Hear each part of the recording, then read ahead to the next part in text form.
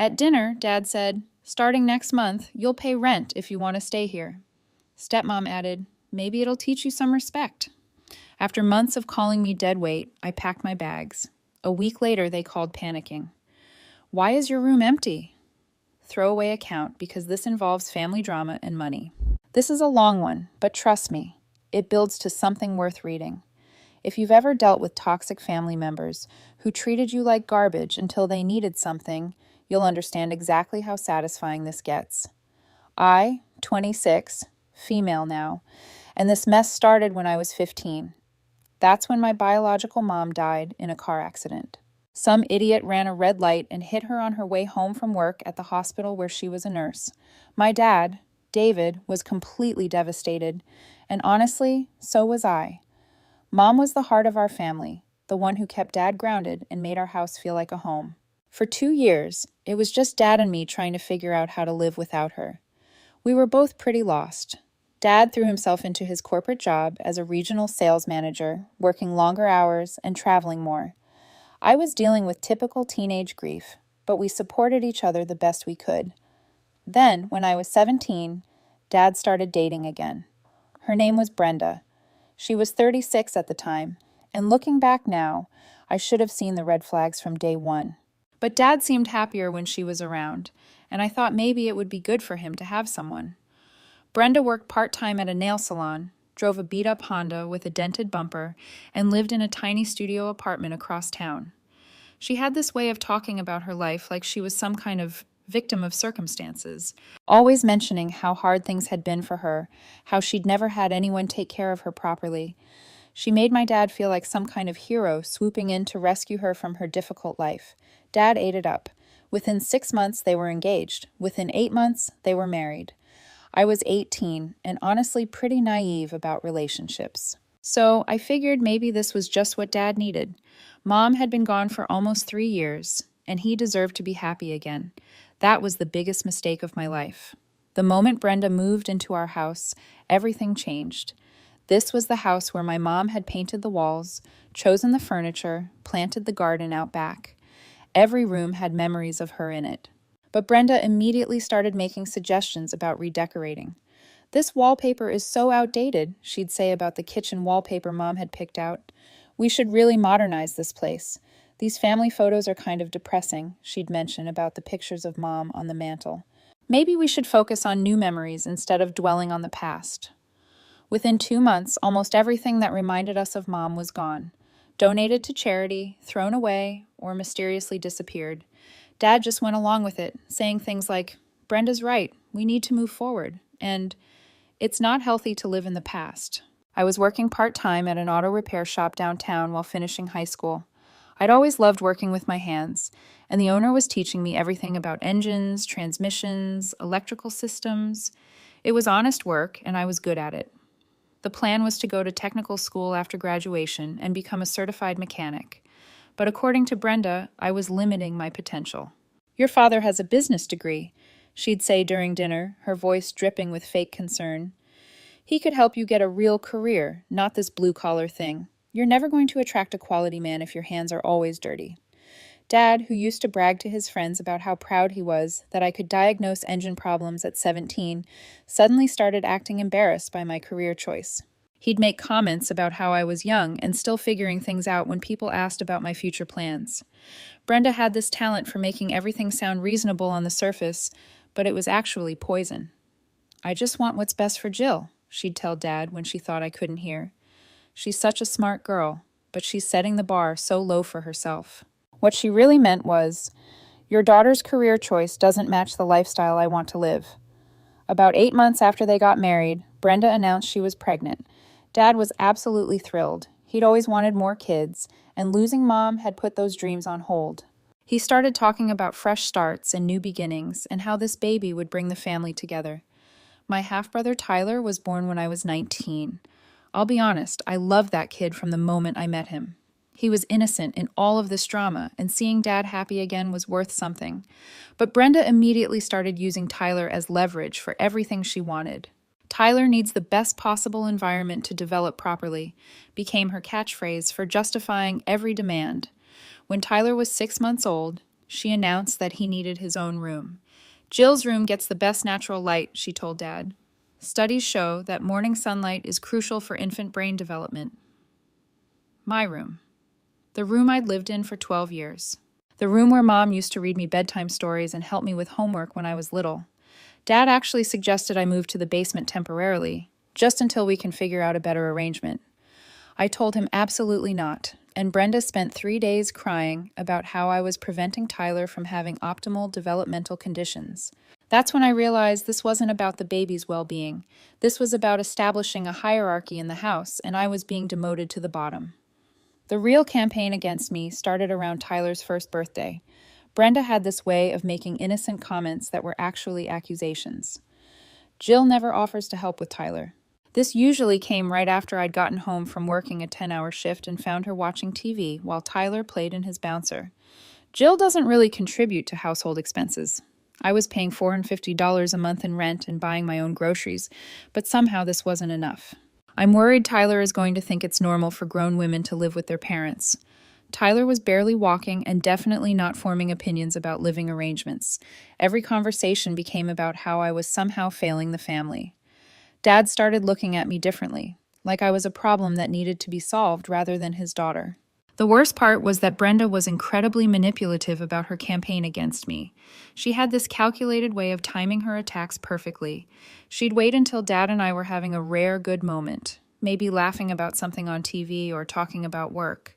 Then she'd interrupt with some concern about me that would immediately shift the mood. "David, honey, I think Jill might be hiding money from us. I saw her putting cash in her dresser drawer yesterday." The cash was my tips from weekend side jobs. Money I'd earned legitimately and had every right to keep in my own room. But she made it sound like I was somehow stealing from the family or being deceptive about my finances. "David, I'm really worried about Jill's attitude lately. She seems angry all the time, and I'm concerned about how that's affecting Tyler." This usually came right after I'd had any kind of normal human reaction to her constant criticism or unreasonable demands. If I showed even the slightest frustration with her behavior, suddenly I was the problem. "David, do you think it's appropriate for Jill to be walking around the house in just her shorts? I'm trying to maintain some standards here, especially with Tyler getting older." This was about me going from my bedroom to the bathroom in the morning, wearing the same sleepwear I'd worn my entire life. She was trying to make me feel like a creep in my own home. The worst incidents were when she'd make completely false accusations, then play the victim when I defended myself. Once she told Dad that I'd been inappropriate with her, claiming I'd made some kind of sexual comment. When I furiously denied it and pointed out that I'd been at work during the time she claimed it happened, she started crying and said I was attacking her for trying to keep the family safe. Dad was so completely under her spell by this point that he actually believed her lies over his own daughter's word. The man who'd raised me, who knew my character, chose to side with a woman he'd known for less than 2 years over the child he'd been with for over 20 years. She had this way of making every conversation about money sound reasonable and family-oriented, but it was actually just greed disguised as concern. "Jill, I know you work hard for your money, but family has to come first. Tyler is going to have so many opportunities ahead of him, and we all need to sacrifice to make sure he gets the best start in life." What she really meant was, "Your money should fund the lifestyle I want Tyler and me to have, regardless of what it costs you personally." Dad was so infatuated with his new wife and baby that he started believing everything she said. Our relationship, which had been healing after Mom's death, started falling apart again. After I graduated high school, I enrolled in technical school for automotive technology. It was a 2-year program that would give me certifications in everything from basic maintenance to advanced diagnostics. The classes were tough, but I loved them. For the first time in years, I felt like I was building towards something that was mine. I was also working full-time at the repair shop, making $16 an hour as an apprentice. It wasn't a fortune, but it was enough to pay my rent to Dad, cover my school expenses, and still have a little left over for savings. But Brenda saw my steady income as an opportunity. "Jill, since you're making good money now, don't you think you should contribute more to the household?" she asked one evening while Dad was giving Tyler a bath. "Tyler's going to need so many things as he grows up. Preschool alone is going to cost us a fortune." "I already pay rent and buy my own food," I reminded her. "Yes, but we're a family. Families support each other." Your father and I are talking about putting Tyler in the best preschool in the district. It's $800 a month, but the early childhood development programs there are supposed to be amazing.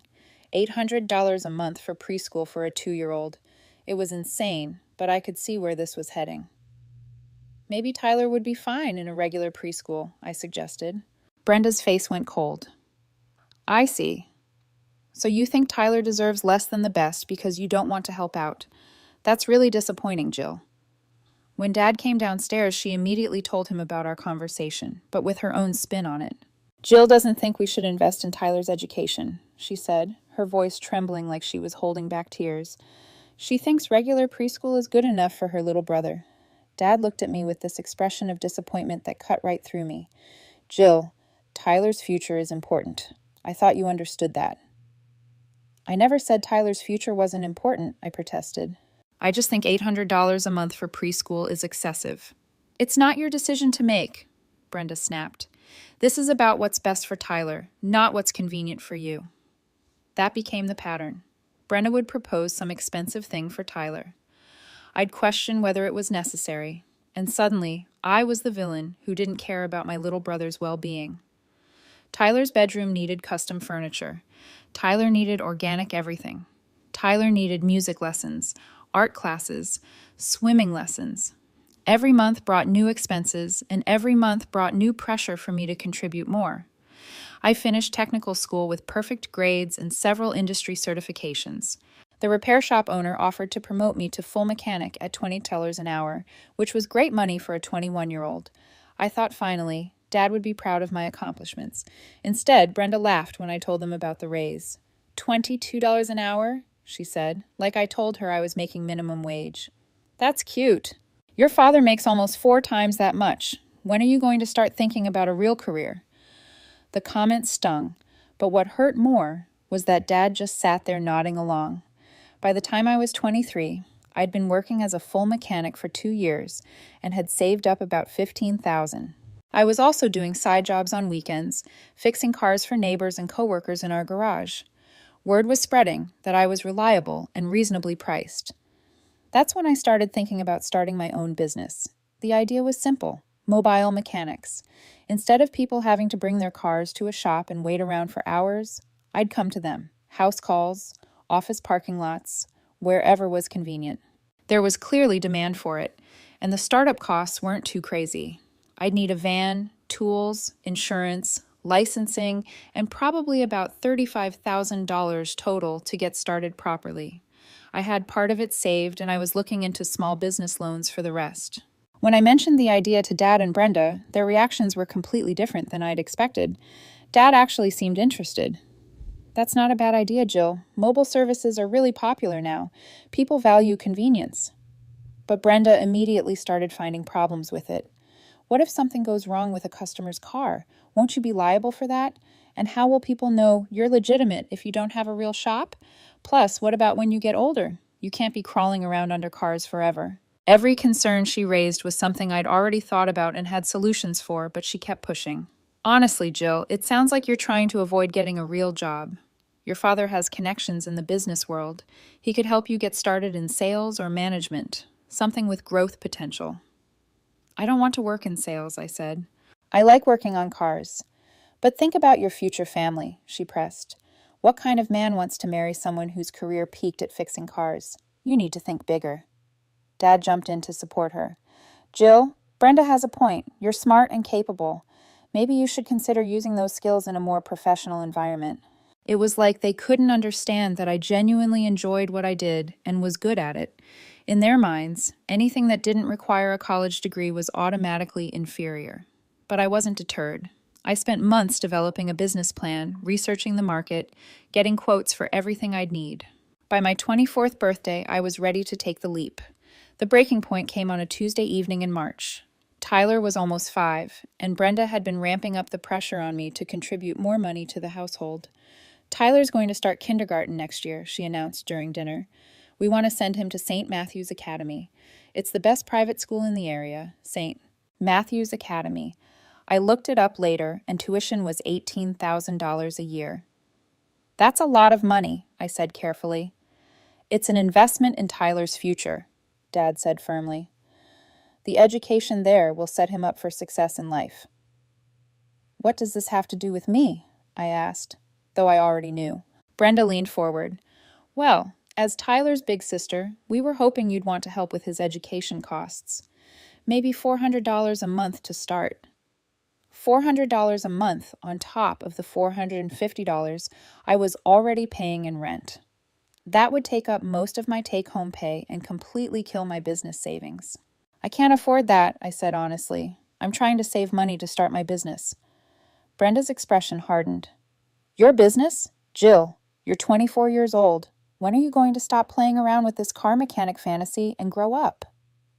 It's not a fantasy. I have a real business plan. I've done the research.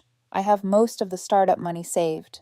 You have $15,000 in a savings account, she said dismissively. That's not real money. That's what some people spend on a vacation, Jill. Dad, I said quietly, that's not fair. But she was on a roll now. No, David, someone needs to be honest with her. Jill, you're living in a fantasy world.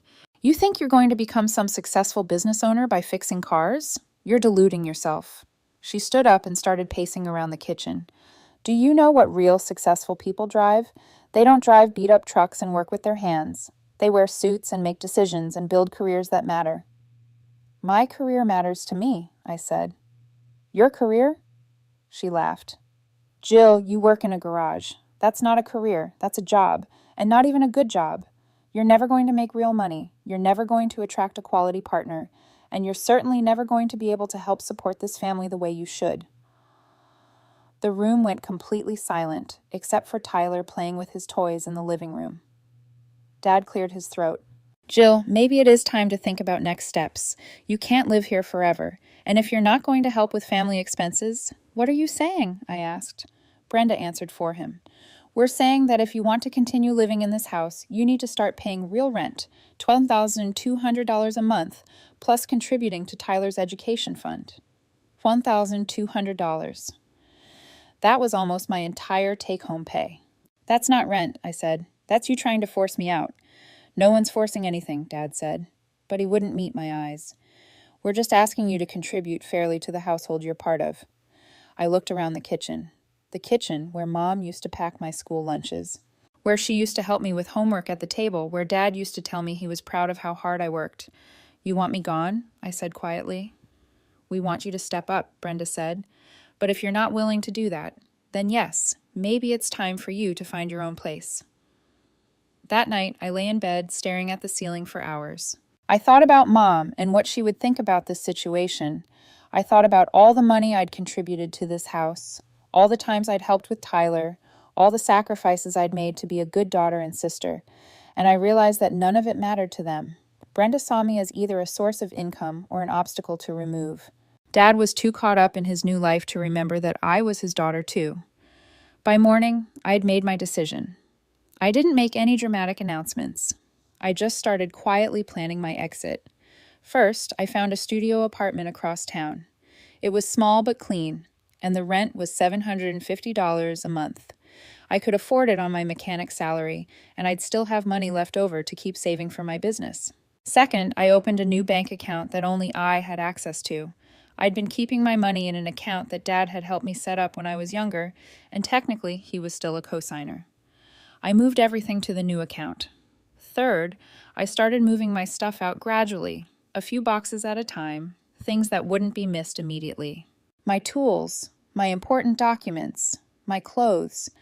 I told Dad and Brenda I was organizing my room and donating things I didn't need anymore. It took me 2 weeks to move everything important. On a Friday night, while Dad was at a work conference and Brenda was at book club, I packed the last of my belongings and left my house key on the kitchen counter. I didn't leave a note explaining where I was going or why. I figured they'd made their position pretty clear. Saturday morning, my phone started ringing. Dad had come home and found my empty room. When I didn't answer, he started texting. Jill, where are you? Your room is empty. What's going on? Call me back immediately. We need to talk about this. This is ridiculous. Come home and let's discuss this like adults. I finally called him back Sunday evening. Jill, thank God, where are you? We've been worried sick. I'm fine, Dad. I found my own place. Your own place. Jill, you didn't have to move out. We can work something out. No, Dad, we can't. You made it clear that I'm not welcome there unless I pay more money than I can afford. That's not what we said. That's exactly what you said. To own $200 in rent, plus contributing to Tyler's private school. You knew I couldn't afford that. There was a long pause. Jill, come home. Let's sit down and figure this out. I am home, Dad. This is my home now. I could hear Brenda in the background asking what I was saying. Jill, Dad continued, you're being irrational. You can't just run away from your family. I'm not running away from anything. I'm 24 years old, and I moved into my own apartment. That's what normal adults do. But what about Tyler? He's been asking where you are. That one hit hard. Tell Tyler I love him and I'll see him soon. I hung up and turned off my phone. Living on my own was the best decision I'd ever made. For the first time in years, I could come home and not worry about being criticized or asked for money. I could make my own food, watch what I wanted on TV, and most importantly, focus completely on building my business. I used my savings and a small business loan to buy a used van and outfit it with everything I needed for mobile repairs. I got all the proper licensing and insurance, created business cards and a simple website, and started advertising my services. The response was immediate and overwhelming. It turns out a lot of people hate taking their cars to shops and waiting around for hours. Business owners loved that I could fix their fleet vehicles right in their parking lots. Busy parents appreciated that I could change their oil while they were at work. Within 6 months, I was booked solid and had to start turning down jobs. Within a year, I hired my first employee, another mechanic who was tired of working for someone else. Within 18 months, I had 3 employees and was looking into buying a second van. My business, Jill's Mobile Mechanics, was growing faster than I'd ever imagined possible. Meanwhile, I was hearing through mutual acquaintances that Dad and Brenda were struggling financially. Dad's company had gone through layoffs and cut his salary by 15%. Tyler was at an expensive private school. Brenda had gotten used to a certain lifestyle and their mortgage payments were apparently crushing them. I learned all this through my neighbor, an elderly woman who was friends with Dad's neighbor. These women talked to each other daily and shared everything that was happening in the neighborhood. Your father had to sell Brenda's fancy car, my neighbor told me while I was changing the oil in her car. She's driving some little economy car now and complaining to everyone about it. I just smiled and kept working. And I heard they're 3 months behind on their mortgage, she continued. The bank sent them some kind of notice. Very stressful situation. Part of me felt bad for Dad, but a bigger part of me felt like this was exactly what they'd asked for. They'd prioritized Brenda's expensive tastes over financial stability, and now they were dealing with the consequences. By my 25th birthday, my business had grown beyond my wildest dreams. What started as one woman with a van had transformed into a legitimate operation that was dominating the mobile repair market in our area. I had 6 full-time employees, all certified mechanics, who were grateful to escape the traditional shop environment. We operated 3 fully equipped vans, each one a rolling garage complete with diagnostic computers, hydraulic lifts, and every tool needed for major repairs. The business model was proving incredibly profitable. We charged premium rates because customers valued the convenience, but our overhead was a fraction of what traditional shops paid. No expensive retail space, no massive utility bills, no customer waiting areas to maintain. Just skilled technicians and quality service delivered wherever the customer needed it. I'd secured maintenance contracts with 3 major companies in town, handling everything from their delivery trucks to executive vehicles. We were doing regular maintenance on over 200 vehicles monthly, and word-of-mouth referrals kept bringing in new individual customers daily. I was clearing about $180,000 a year personally, and conservative estimates put the business value at over $300,000. The best part was watching my bank account grow every month. After years of being told I'd never amount to anything, seeing those numbers climb gave me a satisfaction that went beyond money. It was validation that my instincts had been right, that hard work and smart decisions mattered more than college degrees and corporate connections. I celebrated my 25th by buying myself a brand new Ford F-350 pickup truck, fully loaded with every option available: metallic black paint with chrome accents, leather interior, and the most powerful engine Ford offered. It was absolutely beautiful and completely unnecessary for my daily needs. But I didn't care. It cost $68,000. And I paid cash without even thinking about it. Walking into that dealership and writing a check for the full amount felt like the ultimate middle finger to everyone who doubted me. I hadn't spoken to Dad in over a year when he called me last month. I almost didn't answer, but something made me pick up. "Jill," he said, and his voice sounded exhausted. "How are you, sweetheart?" "I'm good, Dad. Business is going well." "That's great to hear. Really great. Listen, I was wondering if you'd like to come to dinner this Sunday. Brenda's making her lasagna, and Tyler keeps asking about his big sister." Tyler asking about me. That got to me. The kid was 7 now, and I'd missed so much of his life because of all this drama. "Sure, Dad. I'll be there." Sunday came, and I pulled up to the house in my new truck. The same house where I'd grown up, where Mom had lived, where I'd been made to feel unwelcome. It looked smaller than I remembered, and I noticed the lawn needed work. Brenda answered the door, and I could see her eyes immediately go to the truck in the driveway. Her fake smile was so forced it looked painful. "Jill, oh my goodness, look at you. You look so successful." Tyler came running and wrapped his arms around my legs. "Jill, Dad says you have your own business now." "That's right, buddy. I fix cars just like I used to do in our garage." We sat down for dinner, and I could feel both Dad and Brenda studying me. I was wearing nice clothes. I looked healthy and confident, and there was no hiding the fact that I was doing well for myself. "So, Jill," Brenda said, cutting her lasagna with surgical precision, "business must be really good if you can afford a truck like that." "It's doing well." "That truck had to cost at least $60,000, Dad added. "Something like that." Brenda's eyes lit up like she'd won the lottery. $60,000. My goodness, Jill, you must be making really good money now." I could practically see the calculations running through her head. "Actually," Dad said, "that's perfect timing. We wanted to talk to you about something." And there it was, the real reason for the dinner invitation. "We're going through a rough patch financially," Dad continued. "My company had layoffs, and with Tyler's school costs, the mortgage, everything else, it's been really tough." Brenda jumped in immediately.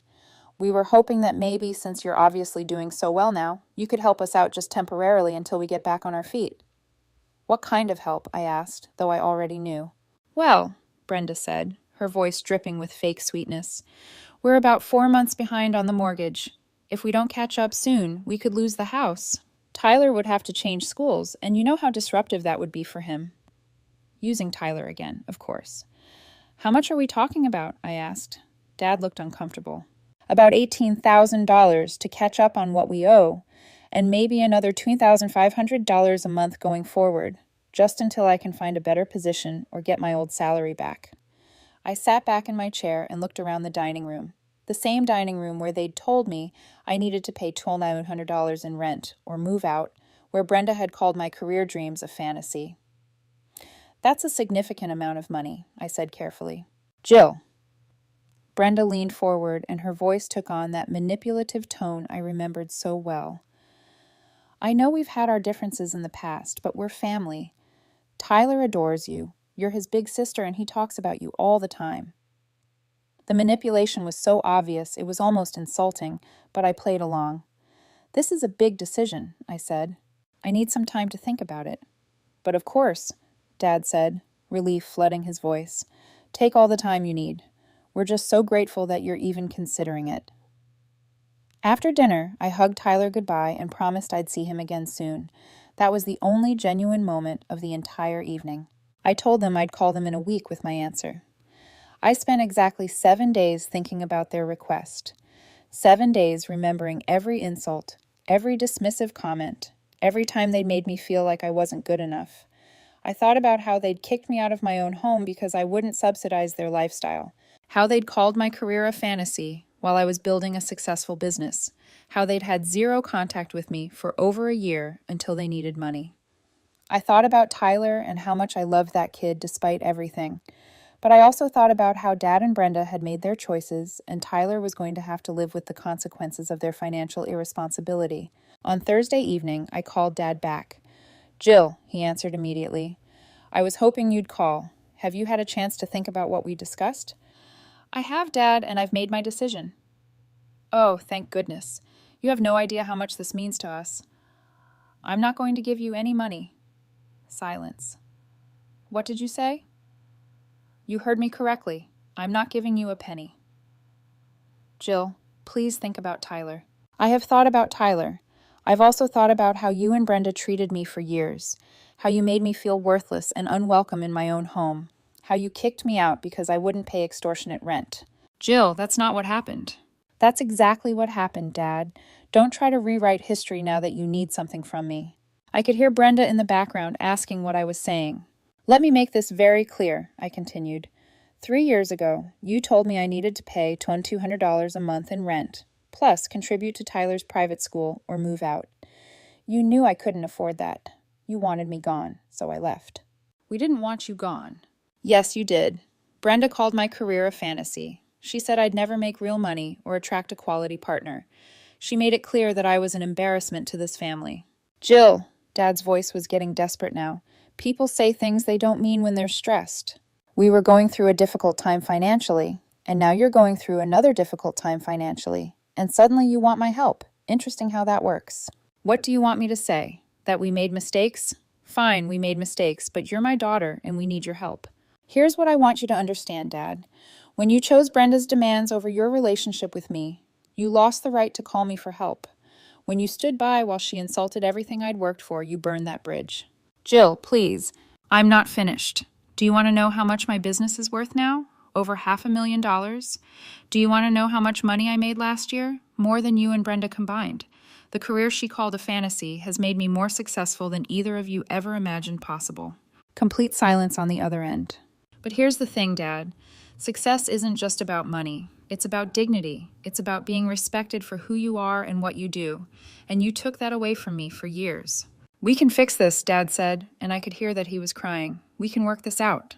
No, we can't, because I don't trust you anymore. I don't trust that you won't side with Brenda the next time she decides I'm not good enough. I don't trust that you value me as your daughter rather than as a potential source of income. What about Tyler? Tyler is going to learn a valuable lesson about consequences. Maybe going to public school and living in a smaller house will teach him that actions have results. Maybe it'll be good for him to understand that money doesn't grow on trees. Jill, Brenda had taken the phone now. We're sorry. We were wrong about everything. Please don't let Tyler suffer because of our mistakes. You should have thought about Tyler before you spent years driving his big sister away. You should have considered his well-being before you prioritized private schools over financial stability. We'll lose everything, she said, and she was crying too now. Then lose it. Sell the house. Move into an apartment. Get full-time jobs. Do what millions of other families do when they can't afford their lifestyle. But don't call me expecting to be rescued from problems you created. I took a deep breath. This is the last conversation we're going to have about money. Don't call me asking for help with the mortgage or Tyler's school or anything else. You made your choices. Now live with them. Jill, Dad had taken the phone back. You're my daughter. I love you. Then you should have acted like it when it mattered. I hung up and turned off my phone. The next day, my neighbor knocked on my door with the latest gossip from the old neighborhood. She was practically vibrating with excitement about the drama unfolding at Dad's house. Big moving truck at your father's house this morning, she announced, settling into my kitchen chair like she was about to deliver a performance. Professional movers? Not one of those U-Haul situations. Looks like they're really clearing out. Do you know where they're going? I asked, though I was pretty sure I already knew the answer. 2-bedroom apartment over by the mall, she said with barely concealed glee. You know that complex where all the young families live when they're just starting out? The one with the tiny balconies and paper-thin walls. The irony was absolutely perfect. They were moving to exactly the kind of place Brenda had always looked down on. The kind of place she'd driven past and made snide comments about, mocking the people who couldn't do better for themselves. I heard Brenda was crying on the front lawn yesterday while they were packing, my neighbor continued. Very dramatic scene. She kept saying something about how this wasn't supposed to happen, how they were supposed to be moving up in the world, not down. I couldn't help but smile at that image. Brenda, who had spent years talking about status and appearances and quality people, was now living the exact life she'd spent so much energy trying to avoid. And Tyler? I asked, because I genuinely cared about how this was affecting him. Poor little guy seemed confused by all the chaos. But kids are resilient, you know. He'll probably adjust just fine to Roosevelt Elementary. Same school you went to, right? Roosevelt Elementary. The same public school that had prepared me for technical school and eventually for running my own successful business. The school that had taught me the value of hard work and practical skills over empty status symbols. Maybe Tyler would learn the same lessons I had. Maybe going to public school with kids from all different backgrounds would teach him empathy and resilience that no expensive private academy could provide. Maybe living in a smaller apartment would help him understand that happiness doesn't come from having the biggest house or the fanciest things. Over the following weeks, I heard more updates through the neighborhood network. Dad had taken a second job, working evenings at a big box store to help make ends meet. Brenda was working full-time now at a different nail salon, one that required actual productivity instead of treating her like she was doing them a favor by showing up. They were living paycheck to paycheck for the first time in years, learning what it felt like to worry about money, the way most normal families do. And me? I was thriving. My business continued to grow, and I was in the best place I'd ever been emotionally. There was no constant criticism, no manipulative guilt trips, no impossible expectations hanging over my head. Just peace, hard work, and the satisfaction of building something entirely on my own. One afternoon, about 6 months after Dad and Brenda had moved, I ran into an old family friend at the grocery store. She did a double take when she saw me. "Jill, I hardly recognized you. You look amazing, confident, happy." I smiled. "Thanks. Life's been good." She leaned closer, lowering her voice like she was about to spill a secret. "I saw your dad recently. He looks tired, older. Brenda, too. They're not adjusting well, but you're glowing." I just nodded. I didn't feel the need to explain. The people who mattered could see the truth without me saying a word. Still, there were moments when I thought about Tyler. He didn't deserve to be caught in the crossfire of Brenda's greed and Dad's weakness. So when I could, I made time for him. I'd pick him up from school sometimes, take him for ice cream, show him little things about cars. His face lit up every time, and that made it worth it. One day, while we were sitting in my truck, he looked up at me and asked, "Jill, why don't you live with us anymore?" The question hit me like a punch to the chest. I thought carefully before answering. "Because sometimes, Tyler, grown-ups don't agree on how things should be. And when that happens, it's better for everyone if they live separately." He nodded like he understood more than he should for his age. "I wish you still lived with us. Brenda says you don't care about family, but I think you do." My throat tightened, but I kept my voice steady. "I do care about family, Tyler. I care about you, and no matter what anyone says, I'll always be your big sister." That seemed to satisfy him.